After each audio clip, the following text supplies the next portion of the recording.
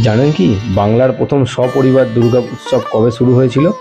সপরিবার দুর্গাপুজো, অর্থাৎ যেখানে দেবী দুর্গার সঙ্গে দেবী লক্ষ্মী, সরস্বতী ও দেবীর দুই পুত্র কার্তিক ও গণেশের একত্রে পুজো হয়ে থাকে।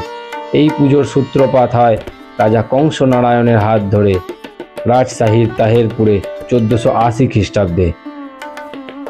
এই সপরিবার দুর্গা উৎসব, যা আজ থেকে প্রায় 545 বছর আগে শুরু করেছিলেন রাজা কংস নারায়ণ 9,01,000 টাকা খরচা করে। ধরে নেওয়া হয় এটাই নাকি প্রথম সর্বজনীন দুর্গা উৎসব। কিন্তু তা তো রইল ওপার বাংলায়। এপার বাংলা নদিয়ার ভবানন্দ মজুমদারের হাত ধরে 1608 খ্রিস্টাব্দে।